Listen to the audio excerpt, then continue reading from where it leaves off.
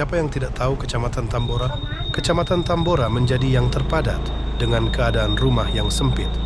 Padat penduduk di Tambora merujuk pada kondisi permukiman yang terkenal dengan kepadatan penduduk yang tinggi di Jakarta Barat.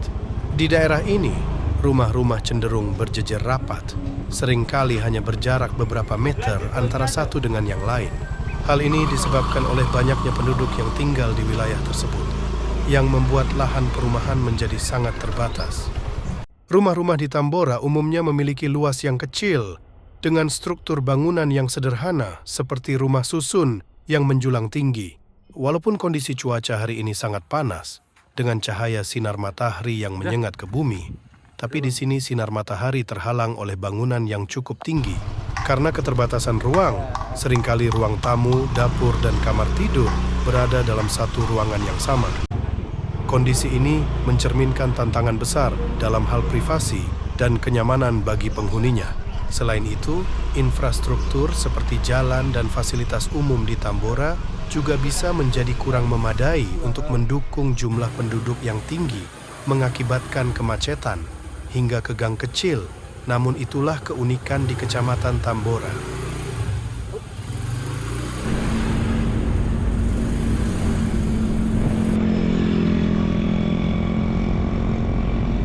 Kecamatan Tambora adalah sebuah kecamatan yang berada di kota Jakarta Barat yang memiliki luas sekitar 10 km persegi.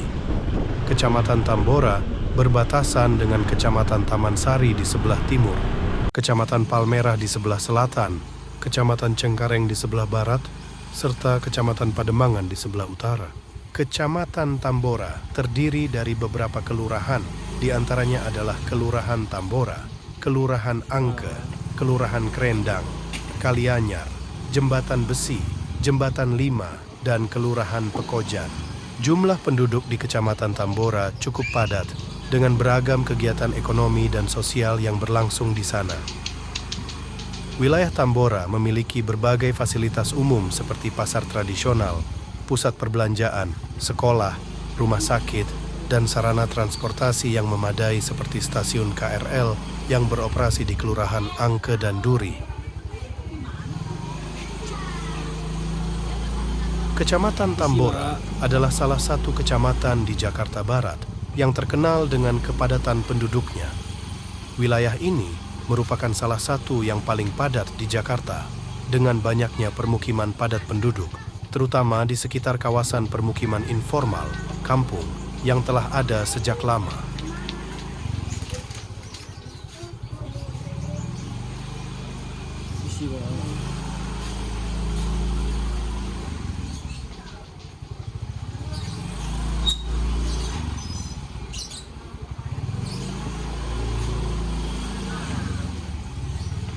Gang kecil seperti inilah yang menghubungkan antara warga yang satu dengan yang lain.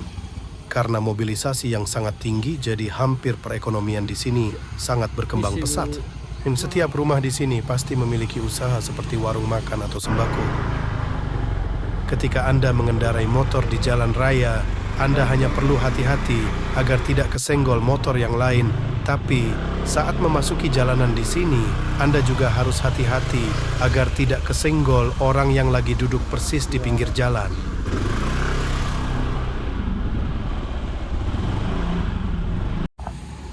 Ini adalah Pasar Inpres yang terletak di Kelurahan Jembatan Besi, salah satu pasar yang menjadi favorit warga sekitar untuk memenuhi kebutuhan pokok sehari-hari.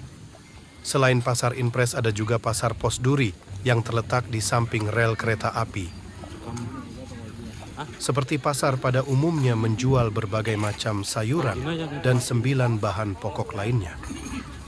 Sekedar info, rata-rata pedagang di sini adalah para perantauan semua yang sudah lama merantau di Jakarta.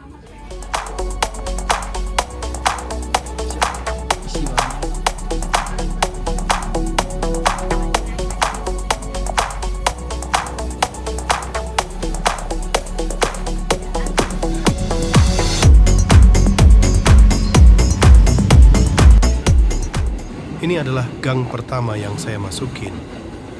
Gang ini terletak di Kelurahan Kalianyar, Kecamatan Tambora, Jakarta Barat. Jalanan ini hanya muat untuk orang lewat. Jika ada motor lewat harus mengalah salah satunya.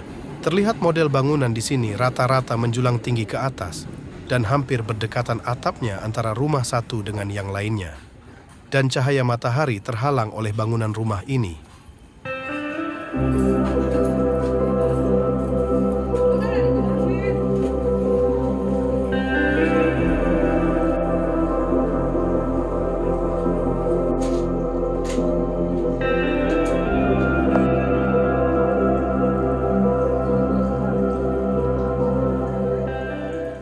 Saat ini saya akan pergi ke Pasar Pos Duri yang berada di Kelurahan Duri, Kecamatan Tambora, Jakarta Barat.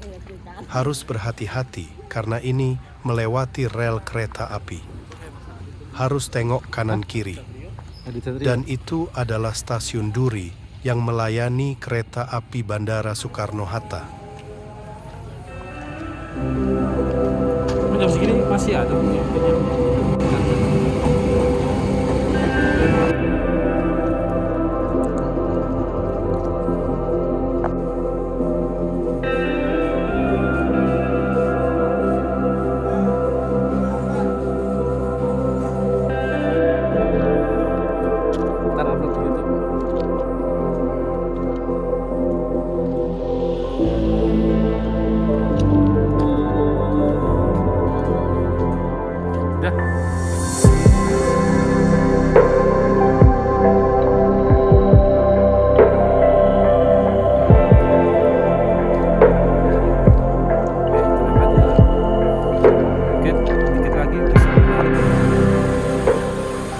Setelah dari pasar, kami melanjutkan menyusuri ke dalam pemukiman padat penduduk ini. Langsung terasa motor kami masuk gang sempit ini. Tidak terbayangkan jika di depan ada motor yang lewat. Pasti akan berhadapan. Rata-rata jalanan di sini juga digunakan sebagai parkiran motor. Sebab untuk lahan parkir sangat terbatas. Dan jika kalian bertanya, di mana yang punya mobil itu diparkirkan? Mereka memarkirkan mobilnya di sebuah lahan luas yang khusus untuk parkir atau di mal dengan tarif per bulan kurang lebih 300 hingga 600 ribu rupiah. Ketika Anda hidup di Jakarta, jangan khawatir tidak bisa makan. Karena bisa lihat sendiri kan, hampir setiap rumah di sini memiliki usaha, entah itu warung nasi, warung jajanan lainnya. Karena di sini banyak perantauan dan banyak sektor usaha mikro. Jadi kebanyakan warga di sini manfaatkan dengan membuka usaha untuk kebutuhan pokok.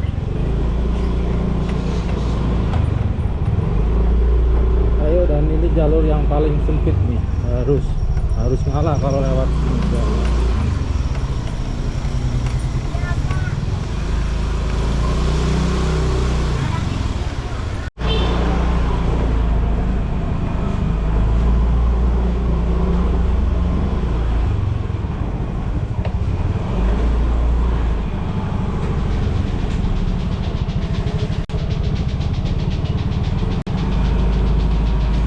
Buntu ya Pak? Kiri bisa nggak? Nggak tahu. Nggak tahu ya. Ini ternyata saya salah masuk gang. Ini adalah gang buntu.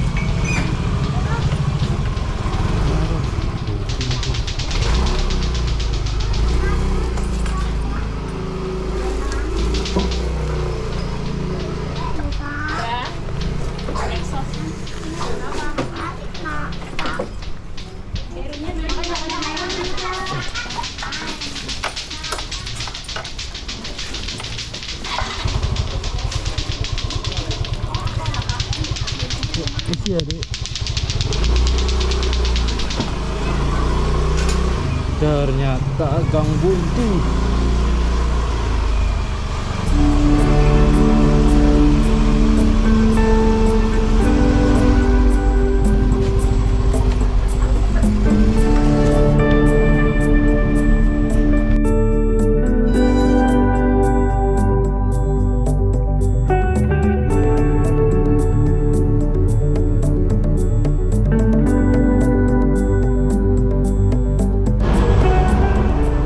Yang paling terkenal dan sering diliput adalah Gang Venus Jembatan Besi. Ini salah satu yang paling padat, sebab kadang matahari tidak bisa menembus hingga tanah karena terhalang oleh bangunan. Saat melewati jalan ini harus sangat berhati-hati. Sepanjang jalan begitu padat dengan parkiran roda 2 dan orang yang sedang menikmati hidup.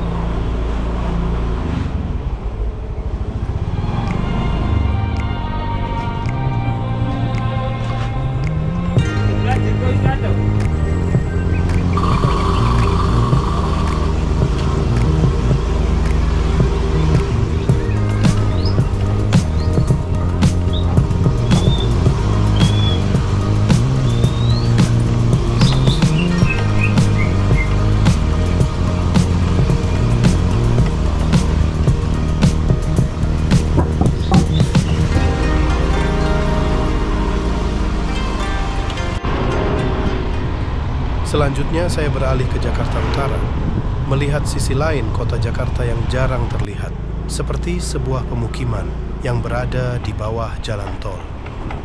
Terdapat sekumpulan rumah di bawah jalan tol ini. Rata-rata rumah terbuat dari bahan seadanya, seperti kayu, seng, dan terpal, yang membentuk rumah tersusun sangat rapat. Ketinggian juga terbatas sebab lokasinya juga harus terbagi dengan yang lain. Untuk sanitasi kebutuhan akses air bersih, kebanyakan disuplai oleh pedagang air menggunakan tabung, dan terlihat tadi tumpukan sampah plastik yang belum terangkut oleh petugas kebersihan. Kadang tumpukan sampah juga menimbulkan bau yang tak sedap. Kalau ini adalah barang bekas yang akan disortir untuk dijadikan barang yang bernilai. Barang tersebut seperti kardus, botol minuman, dan plastik.